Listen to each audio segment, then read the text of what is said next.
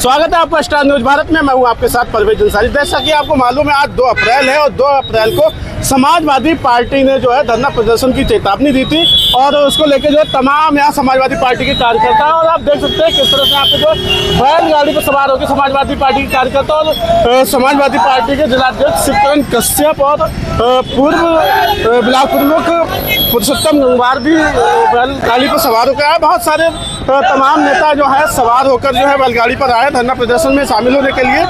और बात करें सुरक्षा की, सुरक्षा के मद्देनजर पुलिस प्रशासन भी पूरी तरह मुस्तैद है। यहाँ पर सेतल के चेयरमैन कंवर एजाज सानू भी यहाँ पर हैं। आप देख सकते हैं तस्वीरों में किस तरह से समाजवादी पार्टी के कार्यकर्ताओं में जोश है। विधानसभा अध्यक्ष नवाबगंज के अनिल गंगवार भी यहाँ पर हैं। पुलिस प्रशासन पूरी मुस्तैदी के साथ यहाँ पर लगा हुआ है और आप देख सकते हैं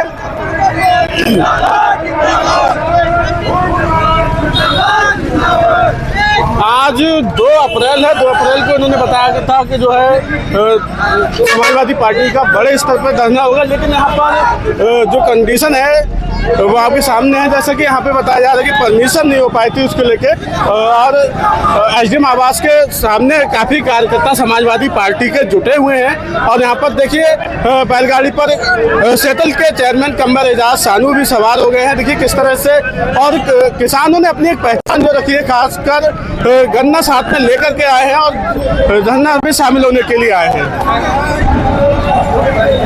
हम आपको उस समय जो दिखा रहे हैं, देखिए किस तरह से यहाँ पर जो है समाजवादी पार्टी के कार्यकर्ता यहाँ पर जुटे हुए हैं।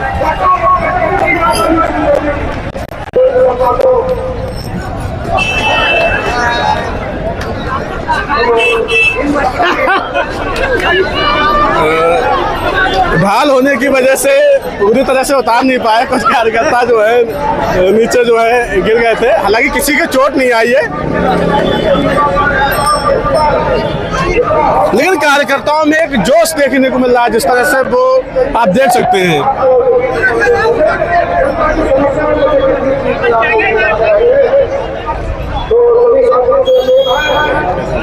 ठीक है, घर पे सब खैरियत है ना? सब भैया ठीक हो?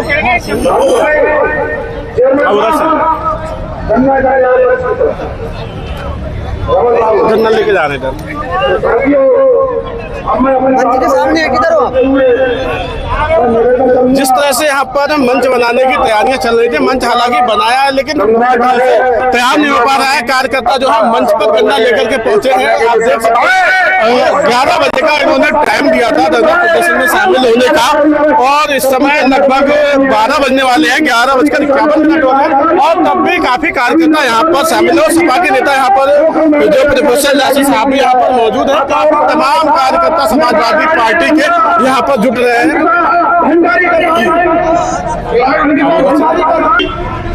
तो ये देखिए सीओ साहब का जो है ऑफिस है, उसके सामने ये धरना स्थल यहाँ पर जो है बनाया गया है। इन्होंने मंच बना रहे हैं, लेकिन इस समय जो कार्यकर्ता जुड़े हुए और पूर्व मंत्री भगवत सिंह गंगवार जो है वो यहाँ पर इस समय एसडीएम आवास के सामने धरने पर बैठे हुए थे और अभी भी वहाँ पर हैं। हम आपको पूर्व मंत्री भगवत सिंह गंगवार से हम बात करने की कोशिश करेंगे और क्या वजह रही जिस तरह से इनकी जो तैयारियां थी जोरों शोर पर, और काफ़ी प्रशासन यहाँ पर लगा हुआ है।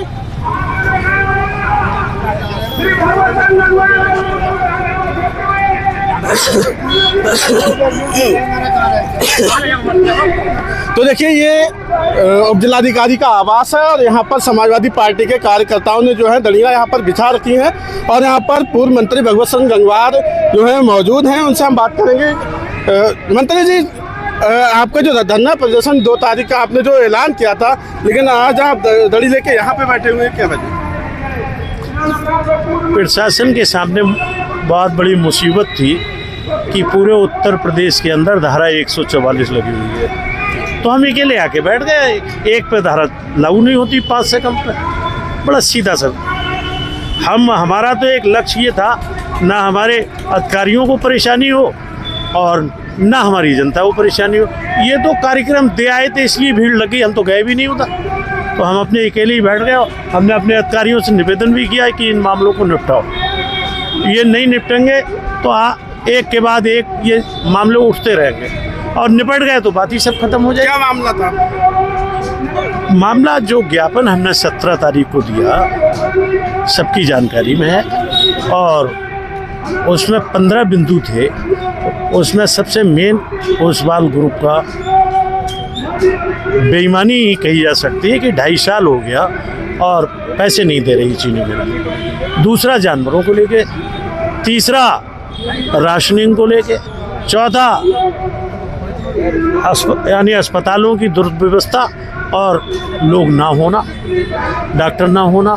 ऐसी तरीके के कॉलेज शुरू नहीं किए, GTI आज तक ऐसे ही पड़ा हुआ है, खोले नहीं, तो वो भी एक विषय है। 156 स्कूल बंद कर दिए। तो ये सब चीज़ें ऐसी हैं, 15-17 बिंदु हैं, तो इनको लेके ज्ञापन दिया था 17 में, और ये भी कहा था कि अगर आप लोग इसमें लापरवाही रही तो हम फिर 30 तारीख या उससे 1-2 दिन आगे धरना देंगे। आज 2 तारीख है, इन्हें सूचना दे दी कि 2 को बैठेंगे, लेकिन इन्हें निर्देश ऊपर से मिला क्योंकि 144 लगी हुई है पूरे प्रदेश में, तो इन लोगों का विरोध करना स्वाभाविक था।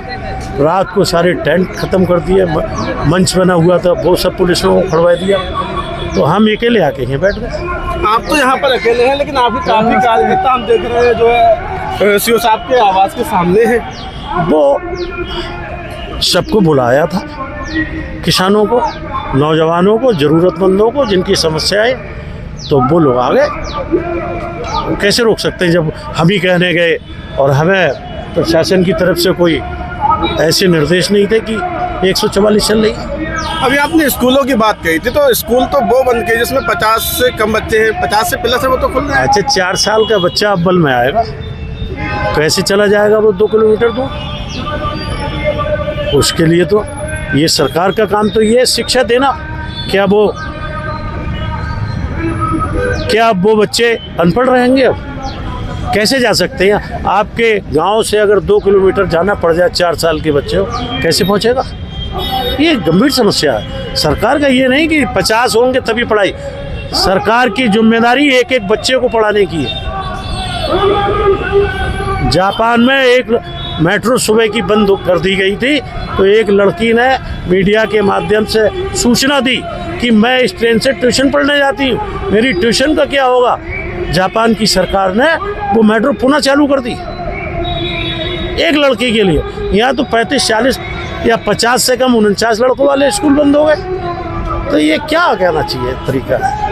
मंत्री जी, जिस तरह से ईरान और इजराइल के बीच युद्ध हो रहा है, उसको लेकर हमारे इंडिया के अंदर जो है गैस की किल्लत सामने आ रही है, लेकिन सरकार कह रही है गैस की कोई कमी नहीं है। ऐसा है, वो तो एक अलग विषय हो गया। किल्लत है तो, और वो कह रही नहीं है तो नहीं है, लेकिन विषय ये है कि लाइन क्यों लगवाई जा रही है? और अब जो अप्रैल में सिलेंडर मिलेंगे, उन सिलेंडरों में 4 किलो गैस कम होगी और पैसे 933 होंगे। ये गंभीर समस्या, हमारे ज्ञापन में ये भी बात कही गई है। जिस तरह से रुपया गिरता जा रहा है, क्या कहेंगे? ये कहते हैं हम 47 में विश्व की सबसे बड़ी आर्थिक व्यवस्था बनाएंगे, लेकिन कुल 12 साल के अंदर डॉलर के मुकाबले रुपए आधा रह गया। उस समय 58 रुपए थे, आज 93 रुपए का वो डॉलर में 93 रुपए से ऊपर है। GDP जहां कांग्रेस के समय में 11, 11.5 थी, आज 3-4% GDP है। तो आर्थिक स्थिति बहुत खराब हुई है, और इसके पीछे एक बहुत बड़ा कारण है। इनकी नीति ये है कि लोगों को गरीब कर दो, जिससे ये सामने खड़े ना हो पाए। जैसे हम ही गरीब होते तो क्या हम SDM साहब के यहाँ आके धरना दे लेते? नहीं दे पाते। तो ये गरीब करके सत्ता करना चाहते हैं 7 जन्मों तक। तो बात सब लोग तो धरने में SDM साहब से क्या बात? सबको ले चलो। अशोक बाबू चलो, सबको नहीं चलो, कन्हैया रोड का ध्यान रखना। अच्छा मंत्री जी, SDM साहब से अभी क्या बात हुई थी धरने? SDM साहब से ये बात हुई ज्ञापन में। अरे सब लोग चलिए भाई, गलत बात है। अगर हमारी बात, सब लोग जाइए, सब। राजू चलो यार, तुम अभी तो उस पार नहीं गए। राजू मैं देख रहा हूँ यहाँ से। ऐसा SDM साहब से हमारी बात हुई, हमने ये एक बिंदु जो आपके स्तर का ना हो तो उस पर DM साहब से बात कर लो, लेकिन आश्वासन चाहिए। और पहले भी हमने इसी तरीके से इससे पैसा दिलवाया था उस वाले से। हमने आगरा से पकड़वा के बुलवाया था, पुलिस और प्रशासन गया था और इसने पैसा दिया। आज 70 करोड़ रुपए 3 साल से है किसानों का, लेकिन कुछ रुपया मिला भी तो है। ना के बराबर कहीं नहीं। तो ये पैसे दें, यही बात, तो बैठ के बात करते रहे और वो और बात करेंगे। तो क्या लगता है धरना आपका अब समाप्त हो जाएगा, कार्यकर्ताओं को घर भेज रहे हैं आप?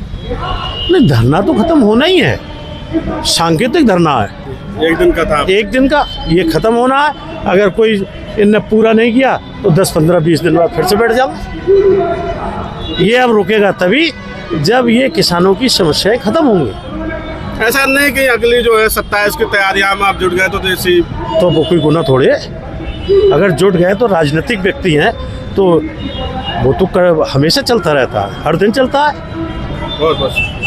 तो जिस तरह से आप देख रहे हैं यहाँ पर जो है धरना प्रदर्शन, एक दिन का सांकेतिक जो धरना था यहाँ पर, और अभी भी कार्यकर्ता जुटे हुए हैं। और बात करें अगर पूर्व मंत्री भगवत शरण गंगवार जी की, तो वो यहाँ पर एसडीएम आवास के सामने बैठे हुए हैं और उनसे जो है हमने बात की। आगे क्या अपडेट होगी वो भी हम दिखाते रहेंगे। देखते रहिए स्टार न्यूज़ भारत।